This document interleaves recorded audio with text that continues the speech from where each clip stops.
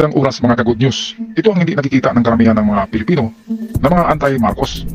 Hindi natin alam na noong nakaraang taon ay halos nabayaran lahat ng utang natin. At hindi pa tayo nagtataka bakit ang dami-dami nating binibili ngayon na kagamitan sa giyera, pangdepensa ng Pilipinas, meron na tayong submarino, merong mga barko, hindi yan donated. Donation ang discount niyan pero talagang binabayaran niya ng Pilipinas. Saan ba tayo kumukuha ng pera? Yan dami-dami nating utang, di ba? Ito na yata ang tinatawag ng dating FM na Marcos Gold na tinatalaga niya para sa sambayan ng Pilipinas para muling babangon at muling sisikat ang Pilipinas. Narito ang ulat ating panoorin sa video ito. Halos nabayaran ng gobyerno ang utang na dapat bayaran ng bansa ngayong taon ay sa Bureau of Treasury 1.55 trillion pesos ang program debt simula January hanggang October.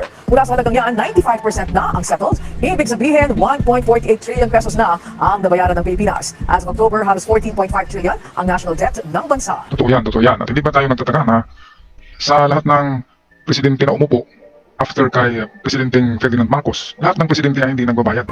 Kung nagbayad man ay talagang kukunti lang. Interest lang ang binabayaran, pero yung kapital ay hindi. Pero sa pag-upo pa lang ni BBM, nakapagbayad na kaagad ng halos 96% ng utang natin ng nakaraang taon, 2023. Ano bang ibig sabihin yan, di ba? Nung bumisita siya sa World Bank, hindi natin alam kung anong kalakalan doon, di ba? Merong nagsasabi na kinuha niya daw ang interest ng mga ginto. At yan sana ay totoo na ginagamit niya ngayon secretly at pinapalabas lang na umuutang tayo. Pero babayaran din yan.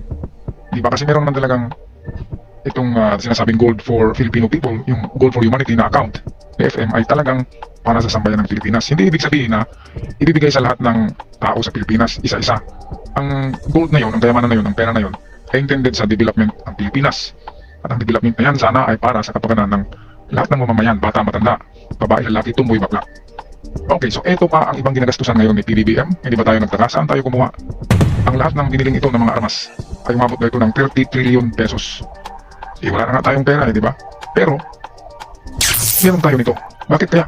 Bakit kaya nagpapautang sa atin ang Amerika, ang India, ang South Korea, ang Canada, ang Japan, at iba pang bansa?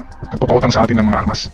Kasi alam nila na meron tayong backup reserve gold na pwedeng pangkulateral kung sakali hindi tayo makapagbayad ng pera, ay meron tayong mga ginto. Alam nila yan. Kaya tayo pinapautang ng ganito. Okay, patuloy tayo sa mga video. Dito makikita natin ang mga binibili sa kapanahonan ni PBBM na mga armas pang depensa sa Pilipinas. Kapansin-pansin na tila sunod-sunod na ang mga dumarating na armas sa ating bansa. Mapa-warship man, patrol boats, helicopter at maging mga aircrafts. Ayan. Tila patuloy ang pagpapalakas ng Pilipinas, hindi lang sa mga bagong armas, ganoon din sa pwersa ng militar. Tatalakayin ang pinakamalalakas na armas na in-order at narito na sa Pilipinas. Number 5, BRP Jose Rizal FF-150. Ito ay tinatawag na BRP Jose Rizal na ang kahulugan ay barko ng Republika ng Pilipinas. Ito ang isa sa pinakamalakas na armas ng Pilipinas. Ito rin ang nangungunang ship na mayroon ang Philippine Navy. Ang halaga nito ay umaabot ng 9.35 billion pesos. Ayan, ang laki-laki ng presyo niyan, di ba? Nung mga nakaraang mga presidente, anong ginagawa nila? Meron ba silang binili na ganyan? Di ba? Tumatanggap lang sila ng mga donation na yung mga flying coffin, yung World War II pa ng mga helicopters, at mga barko na sabi ay may diskuhan daw, at kinakalawang na, hindi itong kagaya nito, hindi ito ibinigay. Pinalabas lang yan na donation at utang, pero yan ay binabayaran natin. Ngayon, magtaka tayo bakit ang utang natin ngayon na natira ay meron na lang tayong utang na 14 trillion pesos. At yung 1.5 doon ay nabayaran na yun ni PBBM. Ang ibang presidente ay hindi nakapagbayad. Panahon ni Cory, yung sumunod, hindi lahat. Interest na ang binabayaran natin sa utang natin na total of 15 trillion pesos sa World Bank. At ngayon lang tayo unti-unting bumangon. Kaya mga ka-TH, mga ka-good news, mga kababayan, yung mga naninira kay PBBM na yung bigas daw hindi tumaas, merong kasing rason yan na ang bigas hindi bumaba ang presyo, merong rason yan kung bakit hindi masyadong pinababa ang bigas, dahil yan sa negosyo. Pero sa ibang side of the story na bilyon-bilyon ng halaga na ginastos ng pamalahan na ito para sa pagdevelop ng Pilipinas, lalo na sa pagdepensa ng ating soberenya, ay kailangan talaga yan ng mga makabagong armas para hindi tayo bubulihin ng China. Ngayon ang Pilipinas ay parang Ukraine na tayo. Pwede na tayo sa giyera, pwede na, kasi meron na tayong mga mid-range missile, mga jet fighter na bago, submarino, at mga free jet na parang mga medium battleship yan, mga maliliit pero state of the art. Kaya ako tuloy, ako'y negative noon ng yung mga ginto na yan eh. Sabi ko, parang ano to eh, gawa-gawa lang. Pero sa ngayon nakikita ko na meron yatang meron talagang pera, merong ginto, si PBBM. Kasi bakit nakapagbayad siya, and then kung mangutang ay madaling pautangin dahil merong gold reserve or backup gold ang Pilipinas. Hindi kasi yan sinasabi na talagang atin yan, pero alam na natin na talagang pinag-usapan yung reserve gold yan sa World Bank ng Ferdinand Marcos. Kaya sana ay patuloy na ito na pag-unlad ng Pilipinas, hindi lang sa armed forces modernization, kundi sa ekonomiya na rin. Pero nakikita naman natin na unti-unti na. Unti-unti. Dahil sa pagbayad pa lang ng utang, that is 1.4 trillion ay nabayaran na last year. Ay baka ngayong susunod na taon ay another 1.5 trillion ang ibabayad.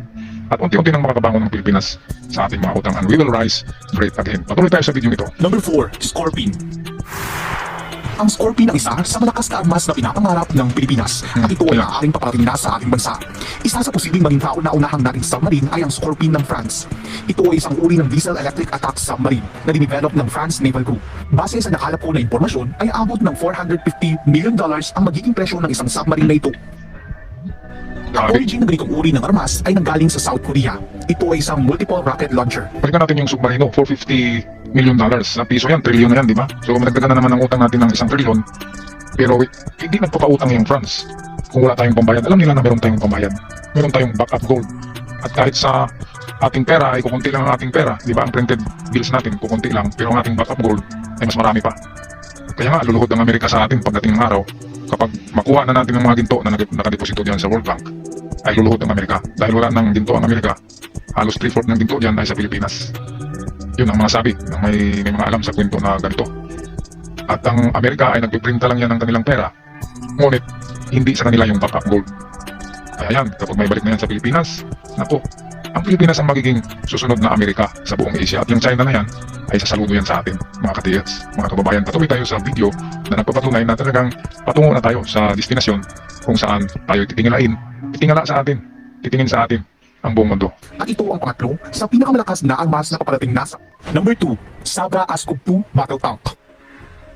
Ito ang isa sa pinakabago at malakas na armas ng Pilipinas. Ang Sabra Ascov 2 Battle Tank ay isang light tank destroyer na gawa mula sa Israel. Ito ay armado ng 105mm main armament cannon.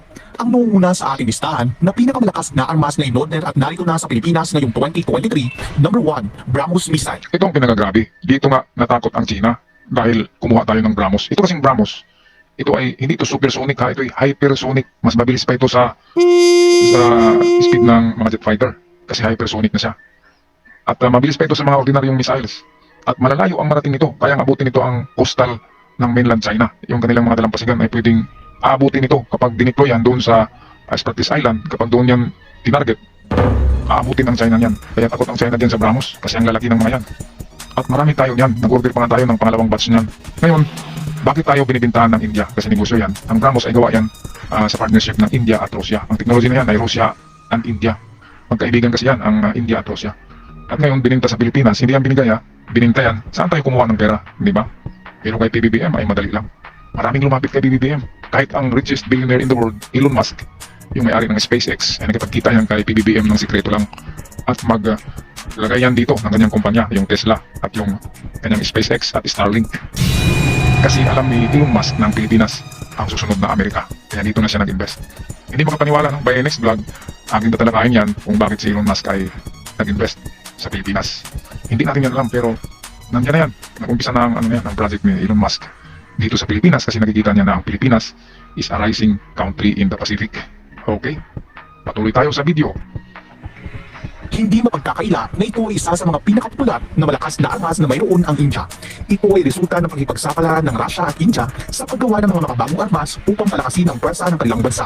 Ito ay isang medium-range ramjet supersonic cruise missile.